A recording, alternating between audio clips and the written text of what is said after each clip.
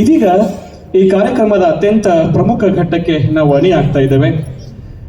ಈ ಅನುಭವವನ್ನು ಹಂಚಿಕೊಳ್ಳಿಕ್ಕೆ ಆಗಮಿಸಿರುವಂಥವರು ನಮ್ಮ ಈ ಕಾರ್ಯಕ್ರಮದಲ್ಲಿ ಶ್ರೀ ಆನಂದ್ ಸರ್ ಅವರು ನಮ್ಮ ಪರಿಚಯವೇ ಬೇಡವೆಂದು ಬಂದವರು.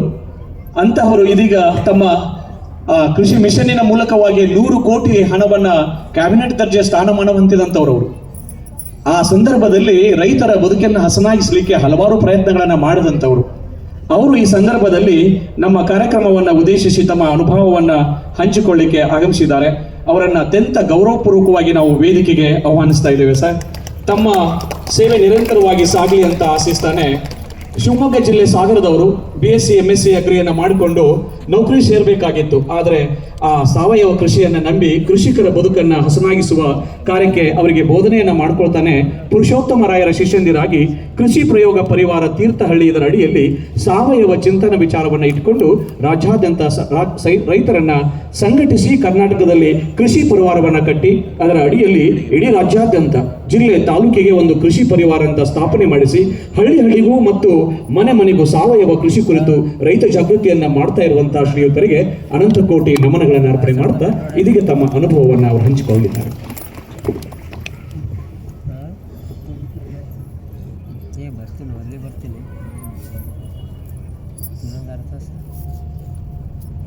ಸಭೆಯಲ್ಲಿ ಬಯಲಿನ ರೂಪದಲ್ಲಿ ಆಸೀನರಾಗಿರ್ತಕ್ಕಂಥ ಪರಮಪೂಜ್ಯ ಸಿದ್ದೇಶ್ವರ ಸ್ವಾಮಿಗಳನ್ನು ಮನಸ್ಸಿನಲ್ಲಿ ಸ್ಮರಿಸ್ತಾ ಸಾಷ್ಟಾಂಗ ಪ್ರಣಾಮಗಳನ್ನು ಸಲ್ಲಿಸ್ತಾ ಸಭೆಯಲ್ಲಿ ಉಪಸ್ಥಿತರಿರ್ತಕ್ಕಂಥ ಎಲ್ಲ ಪೂಜ್ಯರೇ, ಶ್ರೇಷ್ಠರೇ, ತಾಯಂದ್ರೆ, ಮಹನೀಯರೇ, ಸಾಧಕ ಕೃಷಿಕರೇ,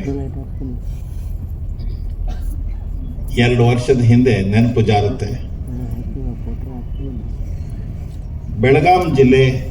ಬೆಳಗಾವಿ ಜಿಲ್ಲೆ ಗೋಕಾಕ್ ತಾಲೂಕು ಕೌಜಲಿಗೆಯಲ್ಲಿ ಬನಶಂಕರಿ ಗೋನುಸಂಧಾನ ಕೇಂದ್ರ ಅಂತೇಳಿ ಸಾವಯವ ಕೃಷಿ ಪರಿವಾರ ಅನ್ನೋ ಸಂಸ್ಥೆ ಒಂದು ತರಬೇತಿ ಕೇಂದ್ರ ನಿರ್ಮಾಣ ಮಾಡಿದೆ. 5 ದಿನಗಳ ಕಾಲ ಸಾವಯವ ಕೃಷಿಯ ತರಬೇತಿ ಕಾರ್ಯಕ್ರಮ ನಡೆದಿತ್ತು.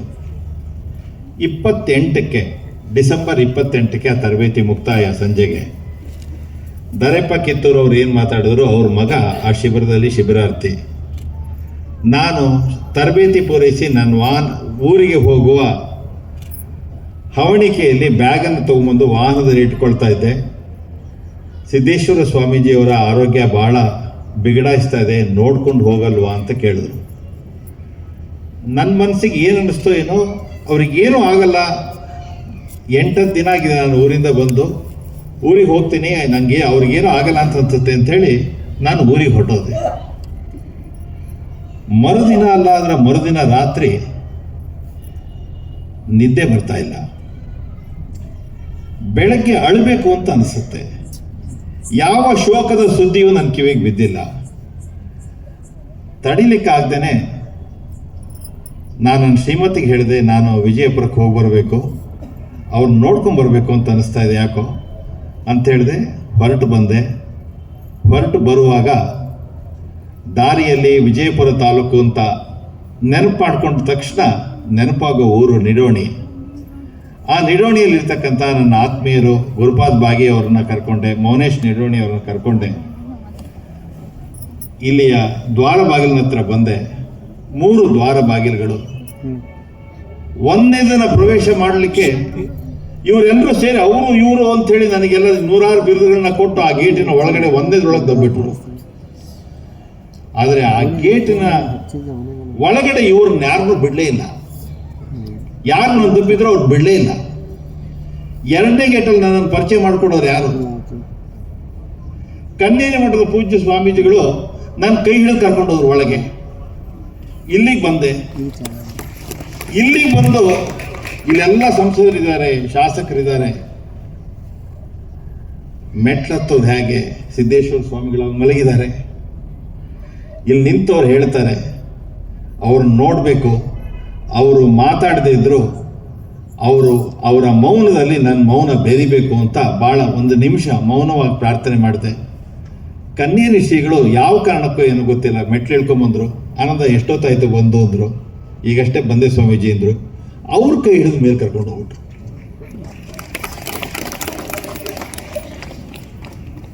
ನೋಡ್ತಾ ಇಲ್ಲ ಅವರು. ಮುಖಕ್ಕೆ ಆಮ್ಲಜನಕದ ಕವಚ ಇದೆ. ಬದುಕಲಿ ಶರೀರ ಅಂತ ಮನಸ್ಸು ಬೇಡ್ತಾ ಇದೆ. ನಾನು ಬಯಲಾಗಬೇಕು ಅಂತ ಆ ಶರೀರ ಬೇಡ್ತಾ ಇದೆ ಪರಮಾತ್ಮನ ಹತ್ರ. ಸಾಷ್ಟಾಂಗ ಪ್ರಣಾಮಗಳನ್ನ ಮಾಡಿದೆ. ಉಸಿರಿರುವವರೆಗೆ ರೈತರ ಗೋವಿನ ಸೇವೆ ಮಾಡುವ ಆಶೀರ್ವಾದ ಮಾಡಿ ಗುರುಗಳೇ ಅಂತ ಹೇಳಿ ಪ್ರಣಾಮ ಮಾಡಿ ನಮಸ್ಕಾರ ಮಾಡಿ ಕೆಳಗಿಳಿದು ಬಂದೆ. ಮೊದಲನೇ ಗೇಟಲ್ಲಿ ನನ್ನ ಯಾರು ಅವರು ಇವರು ಅಂತ ಹೇಳಿ ಬಿರುದು ಕೊಟ್ಟು ಕಳಿಸಿದ್ರು, ಅವರೆಲ್ಲರೂ ಕಾಯ್ತಾ ಇದ್ರು. ನಾನು ಹೊರಗೆ ಬಂದಿದ್ದೆ ತಕ್ಷಣ ನನ್ನ ಕಾಲ್ಬಿಟ್ಟು ನಮಸ್ಕಾರ ಮಾಡ್ಲಿಕ್ಕೆ ಶುರು ಮಾಡ್ಬಿಟ್ರು. ಸಿದ್ದೇಶ್ವರ ಸ್ವಾಮಿಗಳು ನೀನು ನೋಡ್ಕೊಂಬಂದಿದ್ದೀರಿ, ಇದು ಎಂಥ ಭಾವನೆಯ ಲೋಕ ಅಂಥೇಳಿ ಅವ್ರ ಮನೆಗೆ ಹೋದೆ. ಅವ್ರ ಮನೇಲಿ ಮತ್ತದೇ ಗುರುಪಾದವಾಗಿ ಸಿದ್ದೇಶ್ವರ ಸ್ವಾಮಿಗಳ ದರ್ಶನ ಮಾಡ್ಕೊಂಡು ಬಂದವರು ಇವರು ಅಂಥೇಳಿ ಅವ್ರ ಮನೇಲೆಲ್ಲ ಹೇಳಿದ್ರು. ಅವ್ರ ಮನೆಯವರೆಲ್ಲರೂ ಕೂಡ ಇವ್ರ ರೀತಿಯ ವರ್ತನೆಯನ್ನೇ ಪ್ರಾರಂಭ ಮಾಡಿದ್ರು. ದಾರಿಲಿ ಬರುವಾಗ, ಊರಿಗೆ ವಾಪಸ್ ಆಗುವಾಗ ಒಂದು 12-1 ಗಂಟೆ ಹೊತ್ತಿಗೆ ಊರಿಗೆ ವಾಪಸ್ ಹೊರಟಿದ್ದೇನೆ. ಇಲ್ಲ ಅನ್ನೋ ಸುದ್ದಿ ಬಂತು. ಉಸಿರಾಟ ನಿಂತಿದೆ ಅಂತ ಸುದ್ದಿ ಬಂತು. ಆ ಕ್ಷಣದಲ್ಲಿ ನನ್ನನ್ನು ಯಾರು ಪರಿಚಯ ಮಾಡಿ ಅವ್ರ ಹತ್ರ ಕಳಿಸಿದ್ರೋ ಅವರಿಗೆ ದರ್ಶನೇ ಕೊಡಲಿಲ್ವಲ್ಲ ಸಿದ್ದೇಶ್ವರ ಸ್ವಾಮಿಗಳೇ, ಅವರ ಮಾತನ್ನು ಕೇಳಿಸ್ಕೊಳ್ಳಿಕ್ಕೆ ಆಗಲಿಲ್ವಲ್ಲ ನಿಮಗೆ ಅಂಥೇಳಿ ಮನಸ್ಸು ಬಹಳ ನೋವಿನಲ್ಲಿ ಜಾರಿತ್ತು. ಮರುದಿನ ಸಂಜೆ ಚುಚ್ಚುವ ಕಟ್ಟಿಗೆ ಮೇಲೆ ಶರೀರ ಮಲಗಿದೆ. ಕಣ್ಣೀರಿ ಶ್ರೀಗಳು ನಿಡೋಣಿಗೆ ಫೋನ್ ಮಾಡ್ತಾರೆ. ಯಾರು ನನ್ನನ್ನು ಗೇಟ್ನಿಂದ ಅವರು ಇವರು ಅಂತ ಬಿಡಿಸಿದ್ರು ಅವ್ರಿಗೆ ಫೋನ್ ಮಾಡ್ತಾರೆ. ತುಪ್ಪ ಇದ್ರೆ ತಗೊಂಬ ಗುರುಪಾದ ಅಂತ ಫೋನ್ ಮಾಡ್ತಾರೆ.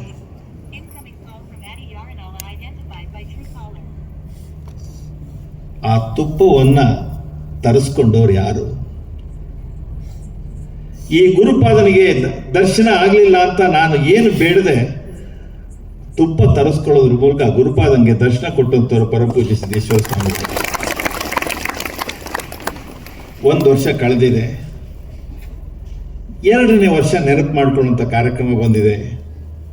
ಬೆಂಗಳೂರಿನಲ್ಲಿದ್ದೀನಿ. ನನ್ನ ಶ್ರೀಮತಿಯ ಅಣ್ಣನ ಮಗನ ಮದುವೆ, ನಾಳೆ ಮದುವೆ, ಇವತ್ತು ಇಲ್ಲಿ ಸಭೆ ಇದೆ. ಮನಸ್ಸು ಬೆಂಗಳೂರಿನಲ್ಲಿದ್ದರೂ ವಿಜಯಪುರದಲ್ಲಿದೆ. ಬೆಳಗ್ಗೆ ಉಪಹಾರ ಆಯಿತು.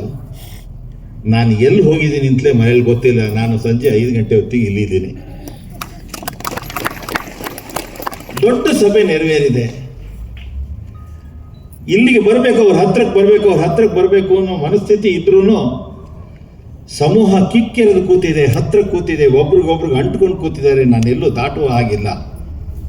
ಆದರೆ ನಾನು ಹತ್ರಕ್ಕೆ ಹೋಗಲೇಬೇಕು ಅಂತ ಮನಸ್ಸು ಹವಣಿಸ್ತಾ ಇದೆ, ಹೊಯ್ದಾಡ್ತಾ ಇದೆ. ಎಲ್ಲರೂ ಆರತಿ ಮಾಡೋಣ, ನಿಂತ್ಕೊಳ್ಳಿ ಅಂಥೇಳಿ ಇಲ್ಲಿಂದ ನಿರ್ವಾಹಕರಿಂದ ಒಂದು ಸೂಚನೆ ಬಂತು. ಸ್ವಾಮೀಜಿ ಎಲ್ಲರೂ ನಿಂತ್ಕೊಂಡ ತಕ್ಷಣ ನಂಗೆ ದಾರಿ ಸಿಕ್ಬಿಡ್ತು. ನಾನು ಆ ದಾರಿ ಒಳಗೆ ಓಡ್ಕೊಂಡು ಬಂದ್ಬಿಟ್ಟೆ. ಯಾರೋ ಒಬ್ರು ಕೈಯಲ್ಲಿ ಒಂದು ದೀಪ ತಂದುಕೊಟ್ರು. ನನ್ನ ಕೈ ನನಗೆ ಗೊತ್ತಿಲ್ಲದಿದ್ದಂಗೆ ಆರತಿ ಮಾಡಿಬಿಡ್ತು. ನನ್ನ ಕೈಗೆ ದೀಪ ತಂದುಕೊಟ್ಟವ್ರು ಯಾರು? ನನ್ನನ್ನು ಅಲ್ಲಿಂದ ಇಲ್ಲಿ ಕರೆಸ್ಕೊಂಡವ್ರು ಯಾರು? ಅನೇಕ ಸರಿ ಈ ಪ್ರಶ್ನೆಗೆ ಉತ್ತರ ಇಲ್ಲ. ಸಿದ್ದೇಶ್ವರ ಸ್ವಾಮಿಗಳನ್ನು ನನ್ನ ಮನಸ್ಸು ಕ್ಷಣ ನೆನಪಿಸ್ಕೊಳ್ಳುತ್ತೆ, ಪ್ರತಿದಿನ ನೆನಪಿಸ್ಕೊಳ್ಳುತ್ತೆ. ಇವತ್ತು ಮಾತಾಡು ಅಂಥೇಳಿ ಹರ್ಷಾನಂದರು ಮಾತಾಡಬೇಕು ಅಂಥೇಳಿ ಕೆಲವು ವಾರಗಳ ಹಿಂದೆ ಕರೆದಾಗ, ಕೆಲವು ದಿನಗಳ ಹಿಂದೆ ನಮ್ಮ ಆಲ್ಮಟ್ಟಿ ಸ್ವಾಮೀಜಿಯವರು ಆ ಕಾರ್ಯಕ್ರಮದ ನೆನಪು ಮಾಡಿ ಬರ್ತಾ ಇದ್ದೀರಿ ತಾನೆ ಅಂತ ಕರೆದಾಗ, ಅವರಿದ್ದಾಗಲೆಲ್ಲ ಅವ್ರ ಎದುರುಗಡೆ ಮೌನವಾಗಬೇಕು ಅಂತೇಳಿ ಬರ್ತಾ ಇದ್ದವನು ನಾನು. ಅವ್ರು ಇಲ್ಲದಾಗ ಮಾತಾಡುವಂಥ ಸ್ಥಿತಿ ಬಂತಲ್ಲ ಅಂಥೇಳಿ ಒಂದ್ಸರಿ ಮನಸ್ಸು ಕಸಿವಿಸಿ ಆಯಿತು. ಸ್ವಾಮೀಜಿ ಸುಧಾರಿತ ಕೃಷಿಯ ಬಗ್ಗೆ ಮಾತಾಡಬೇಕು ಅಂತ ಇವತ್ತಿನ ಸಭೆ. ಯಾವುದೇ ಕಾರಣಕ್ಕೆ 40 ನಿಮಿಷ ದಾಟಬಾರ್ದು ಅಂಥೇಳಿ ಆಲ್ಮಟ್ಟಿ ಸ್ವಾಮೀಜಿಗಳ ಆತ್ಮೀಯ ಕಿವಿ ಮಾತು ಇವೆಲ್ಲವನ್ನು ಇಟ್ಕೊಂಡು ವೇದಿಕೆ ಮೇಲೆ ನಿಂತಿದ್ದೀನಿ. ಬೆಳಗ್ಗೆ ಅಷ್ಟೇ ಕೌಜಲಗಿಯಿಂದ ಮತ್ತದೇ ಕೌಜಲಗಿಯ ಒಂದು ತರಬೇತಿಯಿಂದ ಇಲ್ಲಿಗೆ ಬರ್ತಾ ಇದ್ದೀನಿ. ಯಾವ ಸ್ಥಿತಿಯಲ್ಲಿ ಕೃಷಿ ಇದೆ ಇವತ್ತು? ಕೃಷಿಯನ್ನು ನೋಡುವ ದೃಷ್ಟಿಕೋನದಲ್ಲಿ ಏನೆಲ್ಲ ವೈಪರೀತ್ಯ ಆಗಿದೆ ಇವತ್ತು. ಕೃಷಿ ಅನ್ನೋದು ಕೃಷಿಕನಿಗೆ ಸರ್ಕಾರ ಕೊಟ್ಟಿರ್ತಕ್ಕಂಥ ಕಂದಾಯ ಭೂಮಿಯ ಪಹಣಿಗೆ ಮಾತ್ರ ಸೀಮಿತವಾಗಿದೆಯೇ? ನಾನು ಮಾಡುವ ಕ್ರಿಯೆ ಅದು ನನ್ನದಲ್ಲದ ಭೂಮಿಯನ್ನೂ ವ್ಯಾಪಿಸಿದೆಯೇ ಅನ್ನೋದನ್ನು ಆಳವಾಗಿ ಯೋಚನೆ ಮಾಡಿದ್ರೆ ನಮಗೆ ನಿಜವಾದ ಕೃಷಿಯ ಅರ್ಥ ಗೊತ್ತಾಗುತ್ತೆ. ನನ್ನ ಕೃಷಿ ಕ್ಷೇತ್ರದಿಂದ ನಿನ್ನ ಕೃಷಿ ಕ್ಷೇತ್ರದಿಂದ ಎಷ್ಟು ಲಾಭ ಗಳಿಸಬಹುದು ಅನ್ನೋ ವ್ಯಾಖ್ಯಾನವೇ ನಮ್ಮನ್ನ ಒಂದು ದುರಂತಕ್ಕೆ ತಂದು ಇಟ್ಟಿದೆ. ನಿನ್ನ ಕೃಷಿ ಕ್ಷೇತ್ರದಲ್ಲಿ ಎಷ್ಟು ಲಾಭ ಗಳಿಸಬಹುದು ಅನ್ನುವ ಒಂದು ವ್ಯಾಖ್ಯಾನ ಇದೆಯಲ್ಲ, ಅದು ನಮ್ಮನ್ನ ದುರಂತಕ್ಕೆ ತಂದು ನಿಲ್ಲಿಸಿದೆ. ನಾನು ಏನು ಬೇಕಾದರೂ ಮಾಡ್ಬೋದು ನನ್ನ ಕೃಷಿ ಕ್ಷೇತ್ರದಲ್ಲಿ, ಅದು ನಂದು, ನನ್ನ ಪೂರ್ವಜರಿಂದ ಬಂದಂತ ಆಸ್ತಿ ಅದು ಅನ್ನೋ ಮನೋಭೂಮಿಕೆಯನ್ನ ಹೆಚ್ಚೆಚ್ಚು ಬೇರೆ ಬೇರೆ ರೀತಿಯಲ್ಲಿ ಒತ್ತಿ ಒತ್ತಿ ಹೇಳಿದ್ದರ ಪರಿಣಾಮ ನಮ್ಮನ್ನು ದುರಂತಕ್ಕೆ ತಂದು ನಿಲ್ಲಿಸಿದೆ ಅಂತ ಅನಿಸುತ್ತೆ. ಈ ಕೃಷಿ ಪಕ್ಕದ ಮನೆಗೂ ಸಂಬಂಧಪಟ್ಟಿದೆ, ಪಕ್ಕದ ಕ್ಷೇತ್ರಕ್ಕೂ ಸಂಬಂಧಪಟ್ಟಿದೆ. ಈ ಕೃಷಿ ನನ್ನ ಗ್ರಾಮಕ್ಕೆ ಸಂಬಂಧಪಟ್ಟಿದೆ, ಈ ಕೃಷಿ ನನ್ನ ತಾಲೂಕಿಗೆ ಸಂಬಂಧಪಟ್ಟಿದೆ, ಈ ಕೃಷಿ ನನ್ನ ದೇಶಕ್ಕೆ ಸಂಬಂಧಪಟ್ಟಿದೆ, ಈ ಭೂಮಿ ಈ ವಿಶ್ವಕ್ಕೆ ಸಂಬಂಧಪಟ್ಟಿದೆ, ಈ ಭೂಮಿ ಈ ಜೀವನದಲ್ಲಿರ್ತಕ್ಕಂಥ ಎಲ್ಲರಿಗೂ ಸಂಬಂಧಪಟ್ಟಿದೆ ಅನ್ನುವ ಒಂದು ಅರಿವನ್ನ ಕೊಟ್ಟಿದ್ರೆ ಸುಧಾರಿತ ಕೃಷಿಯ ಕುರಿತಾದಂಥ ಚಿಂತನೆಗೆ ನಾವು ಇವತ್ತು ಬರ್ತಿರ್ಲಿಲ್ಲ. ಕೃಷಿ ನಾನು ಮಾಡುವುದು, ನನಗಾಗಿ ಮಾಡುವುದು ಅನ್ನೋ ಭಾವವನ್ನ ಈ ಹಣ ಜಾಗೃತ ಮಾಡಿದೆ. ಒಂದು ಪತಂಗಕ್ಕೆ, ಹಾರುವ ಪತಂಗಕ್ಕೆ ನಾನು ನನ್ನ ಕುಂಚದಲ್ಲಿ ಬಣ್ಣ ಬಳೆಯದ ಪ್ರಕೃತಿಯೇ ಬಣ್ಣ ಬೆಳೆದಿರ್ತಕ್ಕಂಥ ಒಂದು ಪತಂಗಕ್ಕೆ ವಿಷ ಹೊಡೆದ್ರೆ ನಾನು ಎರೆಹುಳಕ್ಕೆ ವಿಷ ಹೊಡೆದಾಗೆ, ನಾನು ಹಾರುವ ಪಕ್ಷಿಗೆ ವಿಷ ಹೊಡೆದಾಗೆ, ನನ್ನ ಗೋವಿಗೆ ವಿಷ ಹೊಡೆದಾಗೆ, ನನ್ನ ಹೆತ್ತ ತಂದೆ ತಾಯಿಗಳಿಗೆ ವಿಷ ಹೊಡೆದಾಗೆ, ನಾನು ಹೆತ್ತಿರ್ತಕ್ಕಂಥ ಮಕ್ಕಳಿಗೆ ವಿಷ ಹೊಡೆದಾಗೆ, ಈಶ್ವರನಿಗೆ ಎಡೆ ಇಡುವ ಅನ್ನಕ್ಕೆ ವಿಷ ಹೊಡೆದಾಗೆ ಅನ್ನೋ ಅರಿವಿನಿಂದ ಹೊರಗೆ ಬಂದ ದಿನ ಭಾರತದ ಕೃಷಿ ಕುಸಿಯಲಿಕ್ಕೆ ಶುರುವಾಯಿತು.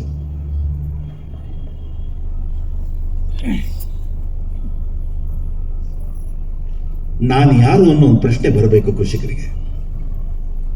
ಈ ಭೂಮಿಯಿಂದ ಎಷ್ಟು ಲಾಭ ತಗೊಂಡೆ ಅನ್ನೋ ಒಂದು ಪ್ರಶ್ನೆ ಹೇಗೆ ಬರುತ್ತೆ? ಈ ಕೃಷಿಯಿಂದ ನಾನು ಎಷ್ಟು ಉಳಿಸ್ತೆ ಅಂತ ಹೇಗೆ ರಾತ್ರಿ ಮಲ್ಕೊಂಡಾಗ ಬರುತ್ತೆ? ಈ ಬಿತ್ತನೆ ಬೀಜಕ್ಕಾಗಿ ನಾವು ಕೊಟ್ಟಂತ ಹಣ ಎಷ್ಟು, ಕೊಯ್ಲು ಮಾಡಿದಾಗ ಅದರಿಂದ ಬಂದ ಲಾಭ ಎಷ್ಟು ಅನ್ನೋ ಪ್ರಶ್ನೆ ಹೇಗೆ ಬರುತ್ತೆ?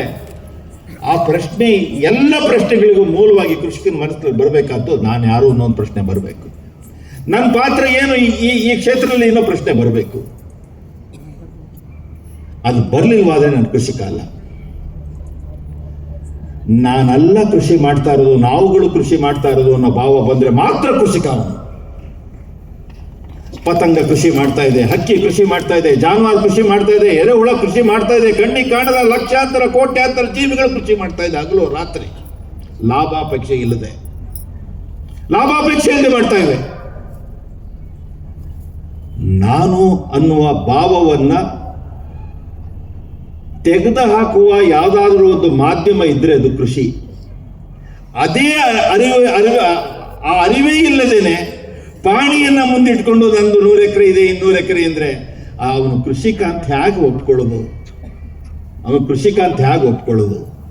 ನೀನು ಅತ್ಯಂತ ಕಡಿಮೆ ತಪ್ಪು ಮಾಡಿದೀಯ ಜೀವನದಲ್ಲಿ. ನೀನು ನಾನೇ ಆಗುತ್ತಿದ್ದೆ.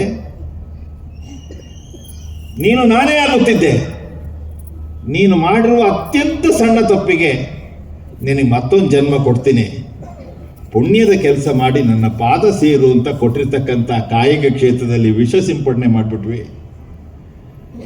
ಅಮೃತ ಕೊಡುವಂಥ ಗೋವಿಗೆ ವಿಷ ಕೊಟ್ಟಿವಿ.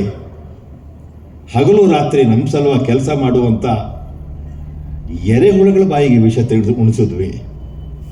ಒಂದು ಪ್ರಶ್ನೆ, ಕೂತಿರ್ತಕ್ಕಂಥ ಹಂತಿ ಪದವನ್ನು ಹಾಡಿ ಎಲ್ಲರನ್ನೂ ರಂಜಿಸಿ ಲೋಕದಲ್ಲಿರ್ತಕ್ಕಂಥ ಎಲ್ಲ ಜೀವಿಗಳಲ್ಲಿ ಆನಂದವನ್ನು ಉಂಟು ಮಾಡಿ ಕಡೆಗಾಲದಲ್ಲಿರ್ತಕ್ಕಂಥ ಅವರು ಇಲ್ಲಿ ಹೆಜ್ಜೆ ಹಿಡಿದು ಕೆಳಗೆ ಹೋಗ್ಬೇಕಾದ್ರೆ ನನಗೆ ಅನಿಸ್ತಂಥ ಒಂದು ಮಾತು, ಇವರ ಮಕ್ಕಳಿಗೆ ಇವರು ಒಂದು ಭಾಷೆ ಕೊಡು ಅಂತ ಕೇಳಿದ್ರೆ ಆ ಮಕ್ಕಳು ಕೊಡದೇ ಇರ್ತಾರ ಅಂತ ಅನಿಸ್ತು. ನಾನು ಇನ್ನೇನು ಕೇಳಲ್ಲ ಕಣೆ, ಹತ್ರ ಒಂದು ಭಾಷೆ ಕೇಳ್ತೀನಿ ಕೊಡೆಯ, ಕಣೇಗ ಅಲ್ಲ ಬಂದಿದೆ ನನಗೆ ಒಂದು ಸಣ್ಣ ಭಾಷೆ. ನಾನು ಅಯೋಧ್ಯೆ ಕರ್ಕೊಂಡು ಹೋಗು ಅಂತ ಹೇಳಲ್ಲ, ವಿಮಾನ ಹತ್ತಲೇ ಇಲ್ಲ ಕಣೋ ಅಂತ ಕೇಳಲ್ಲ, ಕಾಶಿ ವಿಶ್ವನಾಥನ ದರ್ಶನ ಮಾಡಿಸು ಅಂತ ಕೇಳಲ್ಲ, ನನಗೆ ಹೊಸ ಆ್ಯಪಲ್ ಮೊಬೈಲ್ ತಂದ್ಕೊಡು ಕೇಳಲ್ಲ, ಲ್ಯಾಪ್ಟಾಪ್ ತಂದ್ಕೊಡು ಕೇಳಲ್ಲ. ನಾನು ಕೇಳೋದು ಒಂದೇ ಒಂದು ಭಾಷೆ, ಈಡೇರಿಸ್ತೀಯ ನಿಮಗೆ ಅಂತ ಈ ಹಂತಿ ಪದ ಹಾಡ್ದಂಥವ್ರು ಅವ್ರ ಮಕ್ಕಳಿಗೆ ಕೇಳ್ತಾರೆ ಅಂತ ಭಾವಿಸ್ಕೊಳ್ಳಿ. ನಾನು ಕಣ್ಮುಚ್ಚುವ ದಿನ, ಕಣ್ಮುಚ್ಚುವ ಪೂರ್ವದಲ್ಲಿ ವಿಜಯಪುರದಲ್ಲಿರ್ತಕ್ಕಂಥ ಭಾಳ ದೊಡ್ಡ ಆಸ್ಪತ್ರೆ ಚಿಕಿತ್ಸೆ ಕೊಡ್ಸಪ್ಪ ಕೇಳಲ್ಲ.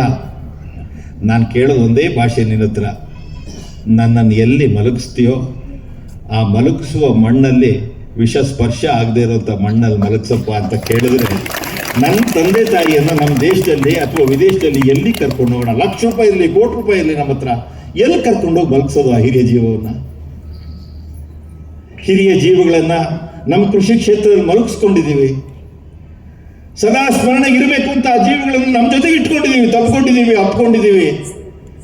ಹೋಗುವಾಗ ಬರುವಾಗ ಆಚೆ ಮನಸ್ಸು ತಲೆ ತಿರುಗದಿದ್ರು ಮನಸ್ಸು ಅಪ್ಪ ಇದ್ದಾಳೆ ಅಮ್ಮ ಇದ್ದಾರೆ ಅಂತ ತಿರುಗುತ್ತೆ. ಸುತ್ತ ವಿಷ ಹೊಡೆದಿದ್ದೀವಿ. ಆ ತಂದೆ ತಾಯಿಗಳಿಗೆ ಏನು ಅನಿಸ್ಬೇಡ. ಯಾವ ಉದ್ದೇಶದಿಂದ, ಯಾವ ಕನಸಿನಿಂದ ಈ ಭೂಮಿಯನ್ನು ಈ ಸಂಸಾರಕ್ಕೆ, ಈ ಕುಟುಂಬಕ್ಕೆ ಬಿಟ್ಟೋದೆ ಮರೆಯಾಗ್ತಾ ಇದೆಯಲ್ಲ ಅಂತ ಆ ಸಮಾಧಿ ಒಳಗೆ ಕೂತು, ಆ ಮಣ್ಣೊಳಗೆ ಕೂತು ಆ ಚೇತನ ಬಿಲ ಅಂತ ಇರಲ್ವೇ? ಈ ಪ್ರಶ್ನೆಗಳನ್ನು ನಾನು ಬಯಲಾಗಿರ್ತಕ್ಕಂಥ ಸಿದ್ದೇಶ್ವರ ಸ್ವಾಮಿಗಳನ್ನ ಪ್ರತಿದಿನ ಕೇಳ್ತೀನಿ. ನೀವು ಬಯಲಾಗಿದ್ದೀರಿ, ಬಯಲಲ್ಲಿರೋ ಎಲ್ರಿಗೂ ಈ ಪ್ರಶ್ನೆಯನ್ನು ಕೇಳಬೇಕು ಸಿದ್ದೇಶ್ವರ ಸ್ವಾಮಿಗಳ. ನೀವು ಮೌನ ಆಗಬಾರ್ದು. ಪ್ರತಿಯ ಗಾಳಿಯಲ್ಲಿ, ಆ ಬೀಸುವ ತಂಗಾಳಿಯಲ್ಲಿ, ಬೀಳುವ ಬಿಸಿಲಿನ ಕಿರಣದಲ್ಲಿ ಈ ಪ್ರಶ್ನೆಯನ್ನು ಕೃಷಿಕ ಸಮಾಜದ ಮುಂದೆ ನೀವು ಕೇಳಬೇಕು ಅಂತ ನಾನು ವಿನಂತಿ ಮಾಡ್ತೀನಿ. ಸಾಷ್ಟಾಂಗ ಪ್ರಣಾಮಗಳನ್ನು ಮಾಡ್ತೀನಿ ಬೆಳಗ್ಗೆ. ಅದೇ ನನ್ನ ಮಂತ್ರ, ಜೀವನ ಮಂತ್ರ. ಯಾರಿಗೆ ವಿಷ ಕೊಟ್ಟರೆ? ಒಂದು ಮಗುಗೆ ಸಕ್ಕರೆಯನ್ನೇ ತಿಂದೇ ಇರುವಂಥ ಒಂದು ಭಾಗ್ಯ ದೊರಕಿದ್ರೆ, ದಿನಕ್ಕೆ 3 ಸಲ ಇಂಜೆಕ್ಷನ್ ತಗೊಂಡು ಶಾಲೆಗೆ ಹೋಗಬೇಕು ಅಂತ ಒಂದು ಪುಟ್ಟ ಮಗುಗಾದ್ರೆ, ಯಾವ ಪಾಪಕ್ಕೆ ಆ ಮಗುಗೆ ಈ ಶಿಕ್ಷೆ? ಯಾರೋ ಕೊಲೆ ಮಾಡಿದ್ರೆ ಅವ್ರನ್ನ ಗಲ್ಲಿಗೆ ಹಾಕಬೇಕು ಅಂತ ಹೇಳಿ ಪತ್ರಿಕೆಯಲ್ಲಿ ಓದೋರು ನಾವು ಪ್ರತಿನಿತ್ಯ ಇಡೀ ಸಮಾಜವನ್ನ ಪ್ರಕೃತಿ ಸೃಷ್ಟಿಸಿರ್ತಕ್ಕಂಥ ನಿಸರ್ಗದ ಜೀವಜಾಲವನ್ನು ಕೊಲ್ತಾ ಇರೋದಕ್ಕೆ ನಮಗೇನು ಶಿಕ್ಷೆ ಇಲ್ವೇನು? ನಾವು ಪಾಪಿಗಳಲ್ವೇನು? ಯಾವ ಕೋರ್ಟ್ ನಮಗೆ ಶಿಕ್ಷೆ ಕೊಡುತ್ತೆ? ಈ ಪ್ರಶ್ನೆಯನ್ನು ಹಾಕೊಳ್ಳುವಂಥದ್ದು ಕೃಷಿಯ ನಿಜವಾದ ಬೀಜದ ಮಾತಿದೆ. ಯಾಕೆ ಉಕ್ರೇನು ಮತ್ತು ರಷ್ಯಾಕ್ಕೂ ಯುದ್ಧ ಆಗ್ತಾ ಇದೆ? ಯಾಕೆ ಇಸ್ರೇಲಿಗೂ ಇರಾನಿಗೂ ಯುದ್ಧ ಆಗ್ತಾ ಇದೆ? ಯಾಕೆ ಭಾರತದಲ್ಲಿ ಯುದ್ಧದ ಮನಸ್ಸಿದೆ? ದೇಶಗಳ ನಡುವೆ ಮಾತು ಬೇಡ. ನನ್ನ ಮನೆಯಲ್ಲಿ ಯುದ್ಧ ಇದೆ, ನನ್ನ ಹೆಂಡತಿಗೂ ನನಗೂ ಯುದ್ಧ ಇದೆ, ನನಗೂ ನನ್ನ ಹೆಣ್ಮಗುವಿಗೂ ಯುದ್ಧ ಇದೆ, ನನಗೂ ನನ್ನ ಮಗುವು ಗಂಡು ಮಗುವಿಗೂ ಯುದ್ಧ ಇದೆ, ನನಗೂ ನನ್ನ ಪಕ್ಕದ ಕೃಷಿಕನಿಗೂ ಯುದ್ಧ ಇದೆ. ಯಾಕಿದೆ?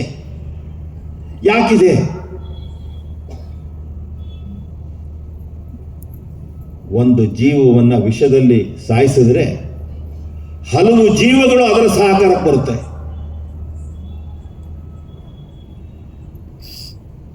ಇಡೀ ವಿಶ್ವದಲ್ಲಿ ಶಾಂತಿ ಇರಬೇಕು ಅಂತಾದ್ರೆ, ತಾಳ್ಮೆ ಇರಬೇಕು ಅಂತಾದ್ರೆ, ನೆಮ್ಮದಿ ಇರಬೇಕು ಅಂತಾದ್ರೆ, ಧರ್ಮ ಇರಬೇಕು ಅಂತಾದ್ರೆ, ಆತಿಥ್ಯ ಇರಬೇಕು ಅಂತಾದ್ರೆ, ಯಾವ್ಯಾವ ಒಳ್ಳೆಯ ಗುಣಗಳನ್ನು ನಾವು ಪಟ್ಟಿ ಮಾಡ್ತೀವಿ ಅವೆಲ್ಲವೂ ಜೀವಂತವಾಗಿ ಉಳಿಬೇಕು ಅಂತಾದ್ರೆ ಕೃಷಿ ಸಾತ್ವಿಕವಾದರೆ ಮಾತ್ರ ಉಳಿಯುತ್ತೆ. ಸಾತ್ವಿಕವಾದರೆ ಮಾತ್ರ ಉಳಿಯೋದು. ದಯಮಾಡಿ ಎಲ್ಲ ಕೃಷಿಕರು ನಾನು ಕೈ ಮುಗಿದು ಕೇಳ್ತೀನಿ, ಎಲ್ಲ ಅನ್ನವನ್ನು ಬಳಸ್ತಾ ಇರ್ತಕ್ಕಂಥ, ಆಹಾರವನ್ನು ಬಳಸ್ತಾ ಇರ್ತಕ್ಕಂಥ ಎಲ್ಲರೂ ಕೈ ಮುಗಿದು ವಿನಂತಿ ಮಾಡ್ತೀನಿ. ಯಾರ್ಯಾರು ಜೀವಜಾಲವನ್ನೆಲ್ಲ ತುಂಬಾ ಗೌರವದಿಂದ ಕಾಣ್ತಾ ಕೃಷಿಯನ್ನ ಮಾಡ್ತಾ ಇದ್ದಾರೋ, ವಿಷವನ್ನ ಸಿಂಪಡಿಸದೆ ಕೃಷಿಯನ್ನ ಮಾಡ್ತಾ ಇದ್ದಾರೋ, ಅವ್ರನ್ನ ತುಂಬ ಗೌರವದಿಂದ ಕಾಣಬೇಕು. ಎಷ್ಟೇ ಕೋಟಿ ಇರಲಿ, ಹಣ ಇರಲಿ, ನೀನು ಬಯಲಾಗು ಅಂತ ಹೇಳೋಗಿರ್ತಕ್ಕಂಥ ಸಿದ್ದೇಶ್ವರ ಸ್ವಾಮಿಗಳು, ಒಂದಾಗು ಅಂತ ಹೇಳಿರ್ತಕ್ಕಂಥ ಸಿದ್ದೇಶ್ವರ ಸ್ವಾಮಿಗಳು, ಎಲ್ಲವನ್ನೂ ಬಿಟ್ಟಾಗ ಮಾತ್ರ ನಿನಗೆ ಭಗವಂತನ ದರ್ಶನ ಆಗುತ್ತೆ ಅಂತ ಹೇಳೋಗಿರ್ತಕ್ಕಂಥ ಸಿದ್ದೇಶ್ವರ ಸ್ವಾಮಿಗಳು ಈ ಕೃಷಿಯ ಕಡೆ ಒಲವನ್ನು ತೋರಬೇಕು. ಈ ಕೃಷಿಯ ಕಡೆ ಬಂದಾಗ ಅಯ್ಯೋ ಎಂಥ ಒಂದು ಸಮುದ್ರದ ಒಂದು ಹೆದ್ದಾರಿಯನ್ನು ಬಿಟ್ಟು ನಾನು ಕೌಲು ದಾರಿಯಲ್ಲಿ ಹೋಗ್ತಾ ಇದ್ದೆ, ಮುಳ್ಳು ದಾರಿಯಲ್ಲಿ ಹೋಗ್ತಾ ಇದ್ದೆ ಅಂತ ಅನ್ಸುತ್ತೆ. ಪತಂಗವನ್ನು ಪ್ರೀತಿಸೋ ಗುಣ ಇಲ್ಲದೆ ಇದ್ರೆ, ಹಕ್ಕಿಯನ್ನು ಪ್ರೀತಿಸೋ ಗುಣ ಇಲ್ಲದೆ ಇದ್ರೆ ಎಷ್ಟು ಸುಂದರವಾಗಿದೆ ಈ ಜಗತ್ತು ಅನ್ನೋದಕ್ಕೆ ಒಂದು ಮಾತು ಹೇಳ್ತೀನಿ. ದೂರದ ದೇಶದಲ್ಲಿ ಓದ್ತಾ ಇರ್ತಕ್ಕಂಥ ಮಗನಿಗೆ ಹಬ್ಬದ ಸಂದರ್ಭದಲ್ಲಿ ಇಲ್ಲಿ ಈ ಊರಿನಲ್ಲಿರ್ತಕ್ಕಂಥ ತಾಯಿಗೆ ಸಿಹಿ ತಿನ್ಬೇಕು ಅನ್ಸುತ್ತೆ, ತಿನ್ನಿಸ್ಬೇಕು ಅನ್ಸುತ್ತೆ. ಹೆಂಗೆ ತಿನ್ಸೋದು? ಯಾವ ಕೈಯಲ್ಲಿ ತಿನ್ಸೋದು? ಇರೋದು ಇಷ್ಟುದ್ದ ಕೈ, ಮಗ ಇರೋದು 1000 ಕಿಲೋಮೀಟರ್ ದೂರದಲ್ಲಿ, ಸಿಹಿ ತಿನ್ಸಕ್ಕಾಗತ್ತೆಯೇ? ಯಾರಿಗೋ ವಾಟ್ಸಪ್ ಸಂದೇಶ ಕಳಿಸಿದ್ರೆ ಅವರು ಇವ್ರ ಮಗನ ಸಿಹಿ ತಿನ್ನಿಸ್ತಾರೆಯೇ? ಹೇಗೆ ಸಂದೇಶ ಕಳಿಸೋದು? ಸಂದೇಶ ಕಳಿಸೋದು ಹೇಗೆ? ಎಷ್ಟು ಸರಳವಾಗಿ ಒಂದು ಸಂದೇಶವನ್ನು ಕಳಿಸ್ಬೋದು ಗೊತ್ತಾ ಮಗನಿಗೆ, ದೂರದ ಊರಿನಲ್ಲಿರ್ತಕ್ಕಂಥ ಮಗನಿಗೆ ಸಂದೇಶವನ್ನು. ಭೂಮಿ ತಾಯಿಗೆ ಸಿಹಿ ಉಣಿಸಿದ್ರೆ ಯಾರೋ ದೂರದಲ್ಲಿರ್ತಕ್ಕಂಥವ್ರ ಮಗನಿಗೆ ತಗೊಂಬಂದು ಸಿಹಿ ಉಣಿಸ್ತಾರೆ ಕಣ್ರಿ. ಇದು ಅನುಭವಕ್ಕೆ ತಗೋಬೇಕು ನೀವು, ಅವಾಗ ಕೃಷಿ ಅಗಾಧತೆ ಅರ್ಥ ಆಗುತ್ತೆ, ಜೀವಜಾಲದ ಮಹತ್ವ ಅರ್ಥ ಆಗುತ್ತೆ. ಒಂದು ಎರೆಹುಳು ಸಂದೇಶವನ್ನು ರವಾನೆ ಮಾಡುತ್ತೆ, ಒಂದು ಪತಂಗ ರವಾನೆ ಮಾಡುತ್ತೆ. ಕಣ್ಣಿಗೆ ಕಾಣದ ಜೀವಿಗಳು, 100 ಲಕ್ಷಾಂತರ ಕೋಟ್ಯಾಂತರ ಜೀವಿಗಳು ಭೂಮಿಯಲ್ಲಿದೆ. ಸಂವೇದನೆ ಇದೆ ಅವಕ್ಕೆ, ಮಾತಾಡ್ತಾವು, ಬೆಂತಟ್ಟಿಸ್ಕೊಳ್ತಾವು, ನನ್ನ ಕಷ್ಟಕ್ಕೆ ಸ್ಪಂದಿಸ್ತಾವು. ಜೀವಾಮೃತ ಬೀಜಾಮೃತ ಈ ಕಲ್ಪನೆ, ಇಷ್ಟೇ ಕಲ್ಪನೆಯಿಂದ ಇದ್ರೆ ಕೃಷಿ ಅಲ್ಲ. ಇಷ್ಟೆಲ್ಲ ಜೀವಿಗಳು ನನ್ನ ಜೊತೆ ಇದ್ದಾಗ ನಾನು ಏಕಾಂಗಿ ಅನ್ನೋ ಭಾವದಲ್ಲಿ ಕೃಷಿಯನ್ನ ಮಾಡ್ತಾ ಇದೀವಲ್ಲ, ವಿಷಯ ಇದ್ರೆ ಮಾತ್ರ ಕೃಷಿ ಬದುಕತ್ತೆ ಅನ್ನೋ ಭ್ರಮೆಯಲ್ಲಿದ್ದೀವಲ್ಲ, ಇದರಿಂದ ಹೊರಗೆ ಬರಬೇಕು. ಇವತ್ತಿನ ದಿನದಲ್ಲಿ ನನ್ನ ಜೊತೆಗೆ ಹಗಲು ರಾತ್ರಿ ದುಡಿಯುವಂತ, ₹1 ಅಪೇಕ್ಷೆ ಪಡದೇ ಇರ್ತಕ್ಕಂಥ, ಯಾವ ಅಂಗಡಿಯಲ್ಲೂ ಸಿಗದೆ ಇರ್ತಕ್ಕಂಥ ಜೀವಿಗಳನ್ನ ಭಗವಂತ ಭೂಮಿ ತಾಯಿ ಸೃಷ್ಟಿಸ್ಕೊಟ್ಟು ಹೋಗಿದೆ. ಅದನ್ನ ಅವಲಂಬಿಸಿದ್ದೀನಿ, ಅದನ್ನ ನಂಬಿದ್ದೀನಿ, ಅದರ ಬಗ್ಗೆ ಗೌರವ ಇದೆ ಅನ್ನೋ ಭಾವದಲ್ಲಿ ಮಾಡುವ ಕೃಷಿ ನಿಜವಾದ ಸುಧಾರಿತ ಕೃಷಿ. ಯಾವುದೇ ಕಾರಣಕ್ಕೆ ನನ್ನ ಕೈಯಿಂದ ಜೀವಂತ ಇರುವವರೆಗೆ ನಾನು ಭೂಮಿಗೆ ವಿಷ ಹಾಕಲ್ಲ ಅನ್ನೋ ಸಂಕಲ್ಪ ಕೇವಲ ನನ್ನ ಕೃಷಿ ಭೂಮಿಗೆ ವಿಷ ಹಾಕಲ್ಲ ಅಂತಲ್ಲ, ನನ್ನ ಕೃಷಿ ಭೂಮಿ ಜೊತೆಗೆ ಪ್ರಕೃತಿಲಿರ್ತಕ್ಕಂಥ ಎಲ್ಲ ಭೂಮಿಗಳಿಗೆ, ಭೂಮಿಯಲ್ಲಿರ್ತಕ್ಕಂಥ ಜೀವಜಾಲಕ್ಕೆ ನಾನು ವಿಷ ಹಾಕಲ್ಲ. ನಾನು ಅದು ಸಮಾನ ಅನ್ನೋ ಭಾವನೆಯನ್ನ ಕೃಷಿ ಕಲಿಸುತ್ತೆ. ದಯಮಾಡಿ ಈ ನಿಟ್ಟಿನಲ್ಲಿ ಆಲೋಚನೆಯನ್ನು ಮಾಡಬೇಕು. ಇವತ್ತು ತವರು ಮನೆಗೆ ಮಗಳು ಬಂದಾಗ ತಾಯಿ ವಾಪಸ್ಸು ಗಂಡನ ಮನೆಗೆ ಹೋಗೋತ್ತಿಗೆ ಏನಾರು ಕೈಯಿಂದ ಕೊಟ್ಟು ಕಳಿಸ್ತಾಳೆ. ಆ ಪದ್ಧತಿ ನಮ್ಮ ದೇಶದಲ್ಲ, ಎಲ್ಲ ದೇಶದಲ್ಲೂ ಇದೆ. ಭೂಮಿಯನ್ನೇ ತವರು ಮನೆ ಅಂತ ಭಾವಿಸ್ಕೊಂಡಿರ್ತಕ್ಕಂಥ ಲಕ್ಷಾಂತರ ಕೋಟ್ಯಾಂತರ ಜೀವಿಗಳು ನನ್ನ ಕೃಷಿ ಕ್ಷೇತ್ರಕ್ಕೆ ಬಂದೆ, ಅದರ ತವರಿನ ಮನೆಗೆ ಬಂದರೆ ನನ್ನ ಕೃಷಿ ಕ್ಷೇತ್ರ ಅವುಗಳಿಗೆ ಏನು ಕೊಟ್ಟು ಕಳಿಸ್ಬೇಕು, ನನ್ನ ತಾಯಿ ಏನು ಕೊಟ್ಟು ಕಳಿಸ್ಬೇಕು, ಹೀಗೊಂದು ಯೋಚನೆ ಮಾಡಿ. ನನಗೆ ಅಮೃತ ಬೇಕು, ಚಿಟ್ಟೆಗೆ ಬೇಡವೆ? ಗುಬ್ಬಕ್ಕಂಗೆ, ಕಾಗೆಗೆ, ಪಾರಿವಾಳಕ್ಕೆ, ಗಿಣಿಗೆ ಬೇಡವೆ? ಒಂದು ಮೊಬೈಲ್ನಲ್ಲಿ 4000 ಜನರನ್ನ ಸೇರಿಸ್ಕೋಬಹುದು, 5000 ಜನರನ್ನ ಸೇರಿಸ್ಕೋಬಹುದು ಅಂತ ಇದೆಯಲ್ವಾ? ಅವರ ಸಂಪರ್ಕದ ನಂಬರು, ಹೆಸರು ಎಲ್ಲ ಸೇರಿಸ್ಕೋಬಹುದು. ಭೂಮಿಯಲ್ಲಿ ಇರ್ತಕ್ಕಂಥ ಅಗಣಿತ ಜೀವರಾಶಿಗಳು ಕೂಡ ತಮ್ಮ ಸಂಪರ್ಕ ಸಂಖ್ಯೆಯನ್ನು ಜಾಸ್ತಿ ಮಾಡ್ಕೋಬೇಕು ಅಂದ್ರೆ ಹೇಗೆ ಮಾಡಬೇಕು? ಯಾವ ಮೊಬೈಲ್ ಅಂಗಡಿಗೆ ಹೋಗ್ಬೇಕು? ಒಂದು ಮಾವಿನ ಸಸಿ ನೆಟ್ರೆ ಒಂದು 250 ಸಂಪರ್ಕ ಸಂಖ್ಯೆಯನ್ನು ಭೂಮಿಗೆ ಸೇರಿಸಿದಾಗೆ, ಒಂದು ಹಲಸಿನ ಸಸಿ ನೆಟ್ರೆ ಇನ್ನೊಂದು 300 ಸೇರಿಸಿದಾಗೆ, ಒಂದು ಬಿದಿರನ್ನ ಸೇರಿಸಿದ್ರೆ, ಒಂದು ಅರಳಿಗಿಡನ ಸೇರಿಸಿದ್ರೆ, ನಮ್ಮ ಜೀವಜಾಲವನ್ನು ಸೇರಿಸ್ತಾ ಹೋದರೆ ಸಂಪರ್ಕ ಸಂಖ್ಯೆಯನ್ನು ಭೂಮಿ ಸೇರಿಸ್ತಾ ಹೋದಾಗೆ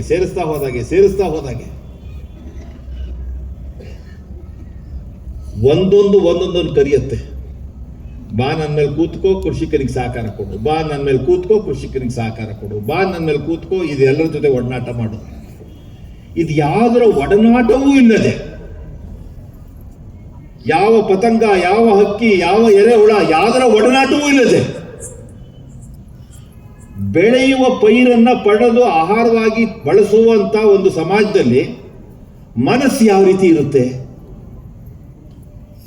ಇವೆಲ್ಲವನ್ನೂ ಒಳಗೊಂಡು ಎಲ್ಲದರ ಸಹಕಾರ, ಬಂಧುತ್ವ, ಬಾಂಧವ್ಯ, ಸಂಬಂಧ ಇವನ್ನೆಲ್ಲ ಗೌರವಿಸ್ತಾ ಬೆಳೆದಿರ್ತಕ್ಕಂಥ ಆಹಾರವನ್ನು ತಿಂದಾಗ ಅದರ ಪರಿಣಾಮ ಏನಿರುತ್ತೆ ಅಂತ ಯೋಚನೆ ಮಾಡಿದ್ರೆ, ಹಿಂದೆ ಚಿಕ್ಕವ್ವ ಬರಲಿ, ಚಿಕ್ಕಪ್ಪ ಬರಲಿ, ದೊಡ್ಡಪ್ಪ ಬರಲಿ, ದೊಡ್ಡಮ್ಮ ಬರಲಿ, 4 ದಿನ ಉಳಿಲಿ, 1 ವಾರ ಮದುವೆ ಮಾಡೋಣ, ಅಯ್ಯೋ ಈಗ ಹೊರಟ್ರಿ, ಈಗ ಹೊರಡ್ಬೇಡ್ರಿ, ಶುಕ್ರವಾರ, ಮಂಗಳವಾರ, ಇವತ್ತು ಕಳ್ಸಲ್ಲ, ಹಬ್ಬ, ಹುಣ್ಣಿಮೆ, ಅಮಾವಾಸ್ಯೆ, ಇವತ್ತು ಬೇಡ. ಈ ಎಲ್ಲ ಗುಣಗಳು ಹುಟ್ಟೋದು ಆ ಭಾವದಲ್ಲಿ ಕೃಷಿಯನ್ನ ಮಾಡಿ ಬಂದಿರತಕ್ಕಂಥ ಆಹಾರವನ್ನು ಊಟ ಮಾಡಿದಾಗ.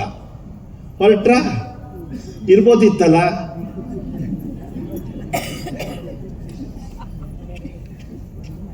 ಫೋನ್ ಮಾಡಿ ಬನ್ನಿ ಆಯ್ತಾ, ಇನ್ನೊಂದ್ಸಲಿ ದಯಮಾಡಿ ಬರಬೇಕು.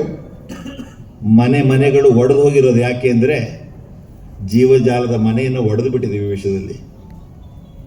ಆ ಆಹಾರ ಬೆಳೆ ಯಾರ ಸಂಪರ್ಕವೂ ಇಲ್ಲದೆ, ಬಾಂಧವ್ಯವಿಲ್ಲದೆ ಬಂದಿರತಕ್ಕಂಥ ಈ ಜೋಳ, ಇದನ್ನ ತಿಂದಾಗ ಚಿಟ್ಟೆಯ ಸಂಪರ್ಕ ಇಲ್ಲ, ಎರೆಹುಳ ಸಂಪರ್ಕ ಇಲ್ಲ, ಸೂಕ್ಷ್ಮಾಣುಜೀವಿಗಳ ಸಂಪರ್ಕ ಇಲ್ಲ, ಬೇರಿಗೆ ಗುಬ್ಬಿ ಕಾಗೆ ಇಲ್ಲ. ಈ ಜೋಳವನ್ನ ರೊಟ್ಟಿಯಾಗಿ ತಿಂದಾಗ ನಾನು ಏಕಾಂಗಿಯಾಗಿರ್ಬೇಕು ಅನ್ನೋ ಭಾವ ಉಂಟು ಮಾಡುತ್ತೆ. ಗಂಡ ಹೆಂಡತಿ ಒಟ್ಟಾಗಿದ್ರು ಬೇರೆ ಬೇರೆ ರೂಮ್ನ ಮಲ್ಕೊಳ್ಳೋಣ ಅಂತ ಅನ್ಸುತ್ತೆ.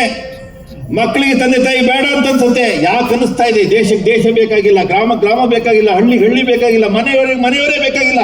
ಯಾಕೆ ಅನಿಸ್ತಾ ಇರೋದು? ಇದನ್ನು ಏಕಾಂಗಿಯಾಗಿ ಬೆಳೆಸಿದೀವಿ. ಇದು ಏಕಾಂಗಿಯಾಗಿ ಬೆಳೆದಿರ್ತಕ್ಕಂಥ ಆಹಾರವನ್ನು ಸ್ವೀಕಾರ ಮಾಡಿದೀವಿ. ವೈಜ್ಞಾನಿಕ ತಕಡಿಯಲ್ಲಿ ಅಲ್ಲಿ ಹೇಳ್ತಿದ್ದೀರಿ ನೀವು, ಯಾವ ವಿಶ್ವವಿದ್ಯಾಲಯದ ಉಪಕುಲಪತಿಗಳು ಹೇಳಿದ್ದಾರೆ ಅಂತ ಹೇಳಿದ್ರೆ ಇದಕ್ಕೆ ಯಾವ ವೈಜ್ಞಾನಿಕ ಪರೀಕ್ಷೆಯೇ ಬೇಕಾಗಿಲ್ಲ. ಕಾಣ್ತಾ ಇದೆ, ಮನೆಗಳು ಕಾಣ್ತಾ ಇದೆ, ಮನೆಗಳು ಕಾಣ್ತಾ ಇದೆ ಈ ಚಿತ್ರಣ. ಕೃಷಿ ಬಂದದ್ದು ಆಹಾರೋತ್ಪಾದನೆಗಲ್ಲ. ಆಹಾರೋತ್ಪಾದನೆ ಎನ್ನುವುದು ಕೃಷಿಯಲ್ಲಿ ಅದೊಂದು ಉಪಬೆಳೆ.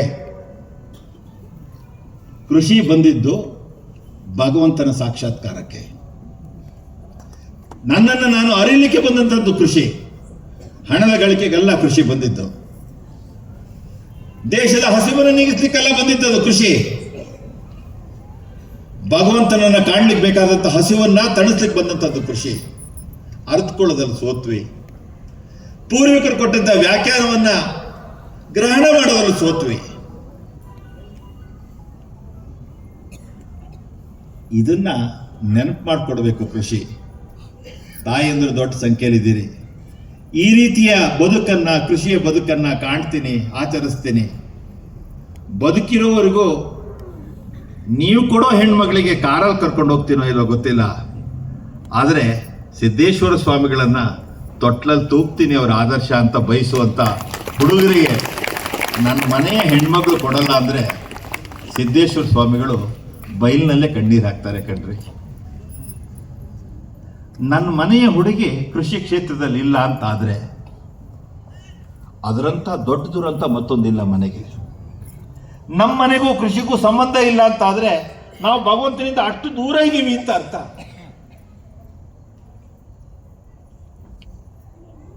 ದಯಮಾಡಿ ಈ ರೀತಿಯ ಕೃಷಿಯನ್ನು ಒಳಗೊಳ್ಬೇಕು. ದಯಮಾಡಿ ಈ ರೀತಿಯ ಕೃಷಿಯ ವಿಚಾರಧಾರೆಯನ್ನು ಒಳಗೊಂಡಿರ್ತಕ್ಕಂಥವ್ರ ಹತ್ರಕ್ಕೆ ಬರಬೇಕು. ಅವರು ಸೊಸೆಯಾಗಿ ಬರಬೇಕು, ಅವನು ಅಳಿಯಾಗಿ ಬರಬೇಕು. ಆ ಥರ ಮದುವೆಯಾಗಿರ್ತಕ್ಕಂಥ ಕೃಷಿ ಕುಟುಂಬಗಳಲ್ಲಿ ಹುಟ್ಟುವಂಥ ಮಕ್ಕಳು ಸಿದ್ದೇಶ್ವರರೇ ಆಗಿರ್ತಾರೆ. ಎಲ್ಲಿ ಹುಟ್ಟೋದು ಸಿದ್ದೇಶ್ವರ ಸ್ವಾಮಿಗಳು? ಆ ಬಯಲು ಒಂದು ಆಕಾರ ತಗೊಂಡು ಮಗು ರೂಪದಲ್ಲಿ ಬರೋದು ಯಾವಾಗ? ಬಯಸ್ತಾ ಇದೀವೋ ನಾವೆಲ್ಲರೂ? ಇಲ್ವೋ? ಸಿದ್ದೇಶ್ವರ ಸ್ವಾಮಿಗಳು ಮತ್ತೊಂದ್ಸಲಿ ಬರ್ಬೇಕು ಅಂತ ಬಯಸ್ತಾ ಇದೀವೋ ಇಲ್ವೋ?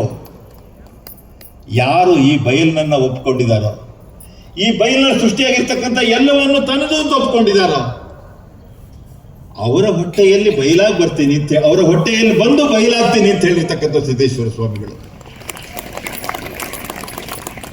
ಸಿದ್ದೇಶ್ವರ ಸ್ವಾಮಿಗಳು ಬರಲಿ, ಎಲ್ಲರೂ ಮನೆಗೆ ಬರೋಕ್ಕಿಂತ ಮುಂಚೆ ನಮ್ಮ ಮನೆಗೆ ಬರಲಿ ಅಂತ ನಾನು ಅಷ್ಟರ ಮಟ್ಟಿಗೆ ಸ್ವಾರ್ಥಿ ಆಗ್ತೀನಿ. ನಮ್ಮನೆ ಬರ್ಬೇಕು ಸಿದ್ದೇಶ್ವರ ಸ್ವಾಮಿಗಳು ಮೊದಲು.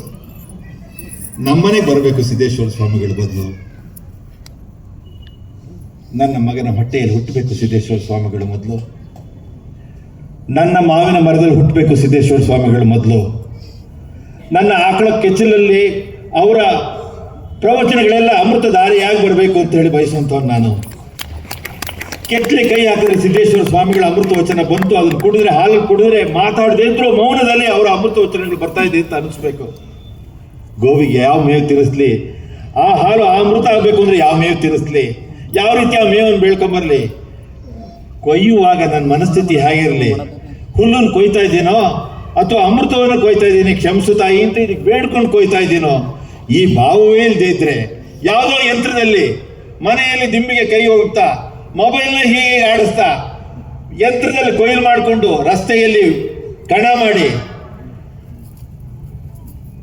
ನೈವೇದ್ಯ ಆಗು ಎಡೆಯಾಗು ಅಂತ ಹೇಳಿದ್ರೆ ಯಾವ ಈಶ್ವರ ಮೆತ್ತನ್ರಿ?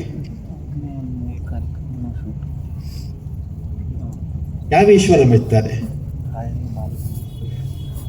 ಸೂಪರ್ ಮಾರ್ಕೆಟ್ಗೆ ಹೋದ್ರೆ ಏನ್ ಬೇಕಾದ್ರೂ ಕೈಗೆ ಸಿಕ್ಕುತ್ತೆ. ಸಿದ್ದೇಶ್ವರ ಸ್ವಾಮಿಗಳು ಸಿಗ್ಬೇಕು ಅಂದ್ರೆ ಕೈಯಲ್ಲಿ ಮುಟ್ಟಿದ್ರೆ ಮಾತ್ರ ಸಿಗೋದು ಪ್ರೇರಣೆ.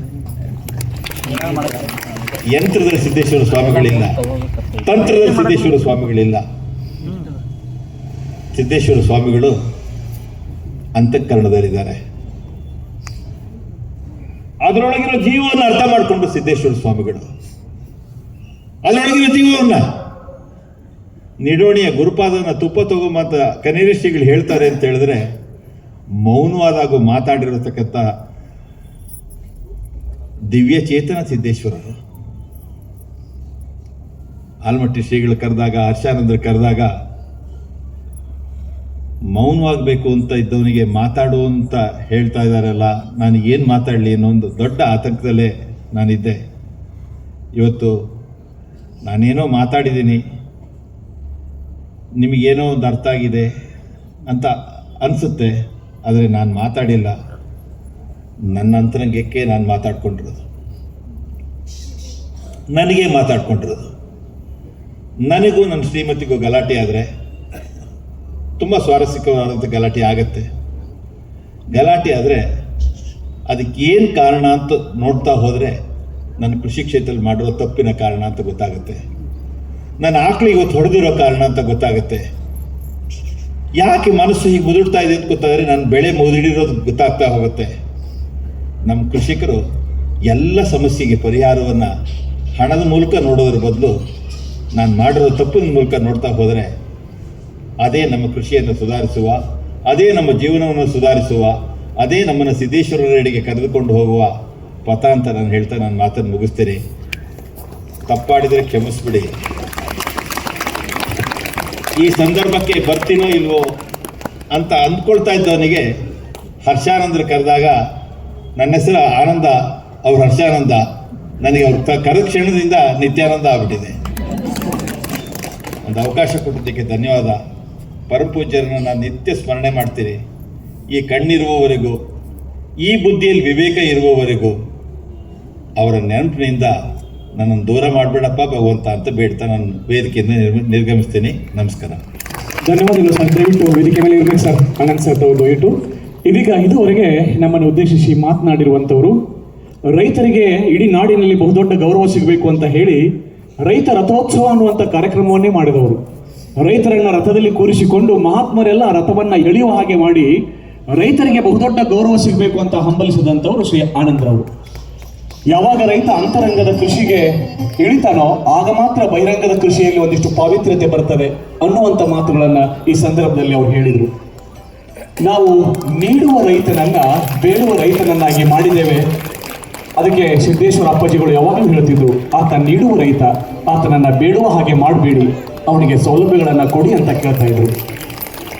ವಿಜಯಪುರ ಇದು ಕರ್ನಾಟಕದ ಕ್ಯಾಲಿಫೋರ್ನಿಯಾ ಆಗಲಿ ಅಂತ ಹಾರೈಸ್ತಾ ಇದ್ರು. ಅಂಥ ಪರಮಪೂಜ್ಯ ಅಪ್ಪಗಳ ಸನ್ನಿಧಿಯೊಳಗೆ ಮಾತನಾಡಿ ಇದೀಗ ಆಶ್ರಮದ ಪರಮಪೂಜ್ಯರಿಂದ ಅವರು ಗೌರವವನ್ನು ಸ್ವೀಕರಿಸಿದ್ದಾರೆ. ಧನ್ಯವಾದಗಳನ್ನು ಅರ್ಪಣೆ ಮಾಡ್ತಾ